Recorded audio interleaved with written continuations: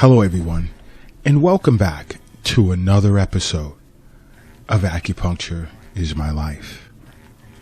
Now, in this episode as well as the next, you know what I'd like to discuss? I'd like to discuss what can become or considered a mental and emotional disorder if these feelings become chronic.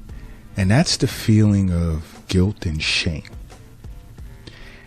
And guilt and shame should not be looked at as if it's, all the way bad or all the way good, because emotions serve its purpose, but more so in the short run. It's when it becomes chronic that it becomes a problem, because guilt, like let's say, if you intentionally do something wrong that hurts someone else, whether they're offended or physically hurt or whatever the case may be, you should feel guilty about it, because that sense of guilt should make you want to not do the act again. And that's what's important, and that's why emotions are important. And the same also goes for shame. Now, shame is good when you do something that is shameful and it negatively impacts you personally as well as others. I mean, because it brings your attention to noticing something is not right. So guilt and shame isn't always bad. It's just like any other emotion. It's great and it's necessary for the short run and in its acute phase. It becomes a problem once it becomes chronic. Okay?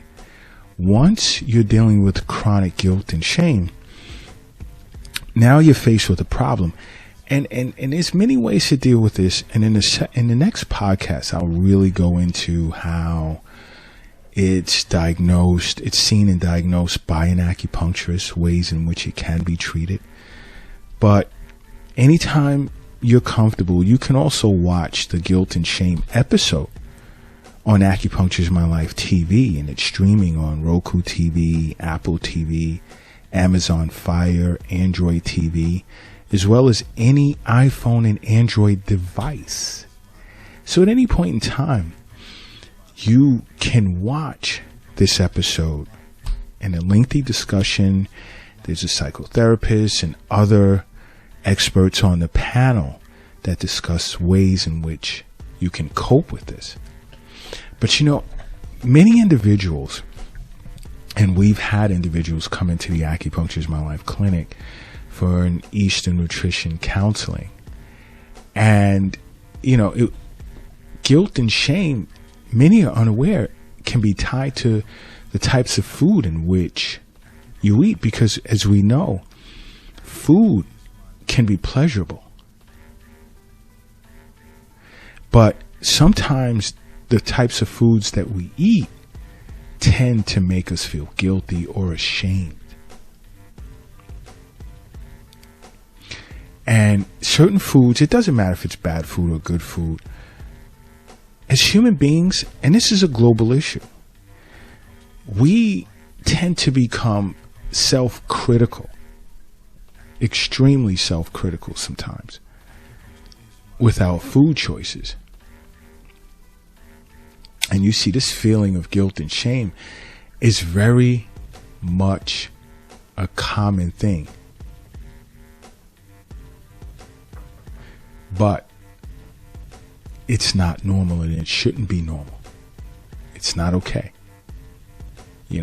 We can think it's totally fine and normal to feel this way, but it's not okay. You should not sit down to eat at any point in time being concerned as to whether you're going to be plagued with guilt or shame. Because these feelings, which are negative, tend to present itself because maybe we've eaten something bad. And we'll find ourselves tending to describe foods or use foods to determine how we should feel in some cases. Now, that's not an absolute statement. Because, yeah, I say this a lot in many podcasts, you are what you eat, and that is true. But I mean it literally, because the food that we eat is what becomes our muscles, what represents our skin and our bones, our entire body. But that's it. That's it. Food should not represent our moral values. Because eating garbage food or junk food doesn't make you a junk person or a garbage person. And the same goes for eating foods that are good for you. Now, you may feel good or you may feel bad, but we can't transfer the physical reality to the mental and allow it to destroy us. That's not a good thing to do. It isn't. It is not. You know, having or associating negativity or negatively associating foods or having negative associations with foods can cause us to feel guilty at having, let's say, eaten what we've eaten.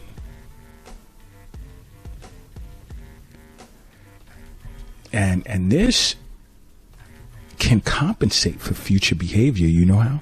Because then when it becomes overwhelming, then we'll say, okay, we're not going to eat dinner. We're not going to eat lunch. Or I'm just going to have one meal tomorrow. And that's not good. That is not healthy.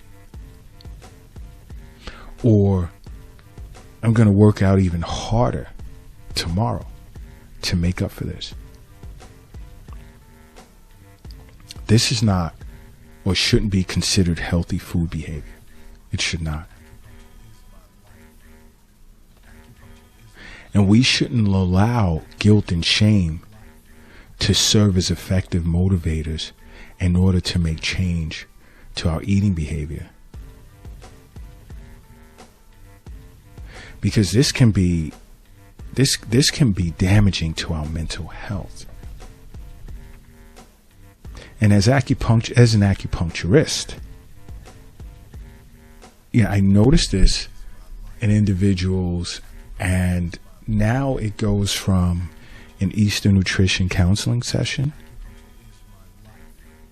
to treating what has become a mental and emotional disorder as a result of allowing guilt and shame to serve as a motivator in changing our food behavior and affecting the way we see life. Because guilt and shame tend to lead to feelings of, let's say, like lack of control, helplessness, self-criticism. And these realities tend to encourage poor self-esteem, and it puts someone like in a dark mood. Understand something. Never allow food to make you feel guilty. Because food is food. And the sad part to all of this is that many don't leave it as what it is. I mean, you could be conscious to make healthy choices, but you can't let what you eat mentally put you in a position where now your emotions can in and of itself serve as a cause for disease. And it's not just an isolated thing, because we don't live in isolation. Humans, we're social creatures. And I'm sure you're aware, even sometimes the people around us can make us feel guilty and ashamed of what we're eating. And it can become something that can be lasting and detrimental to our overall health. It can be. And you see, if you're struggling with something, an issue like this, first of all, understand, yes, health is wealth. The wealth, of course, is not in the bank. It's not in a safe. It's not in your pocket. It's not in your purse. It's not under your mattress. It's not in the shoebox in the closet. And it's not under the doghouse in the backyard. It's in you. And in understanding that, there is so much to life that, we have to understand it's about balance. We can't always eat good food. So if we just happen to put a snack that is somewhat unhealthy to an extent in our mouths, it's not the end of the world. And it shouldn't affect us mentally. You just, be conscious of what you've eaten. Don't shame yourself or put yourself through a guilt trip. It's something that happened. But I also want to remain focused on the fact that I have to concentrate on eating good as well. And that's it.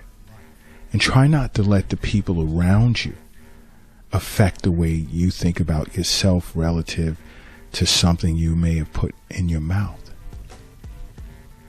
But I want you guys to listen to the next episode, because I'm going to delve a little deeper into guilt and shame and how it's treated by acupuncture.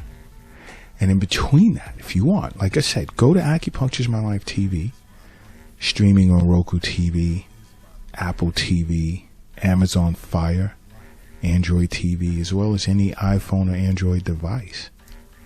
And watch the episode on guilt and shame. There's so much you can learn from that, because I sit with a panel of experts in different fields that discuss ways in which you can personally attempt to deal with this issue, as well as myself, of course, discussing how acupuncture is beneficial, how you can benefit from acupuncture in treating this mental and emotional disorder. So until the next episode, do me a favor and make acupuncture a part of your life. Because acupuncture is my life. What's yours?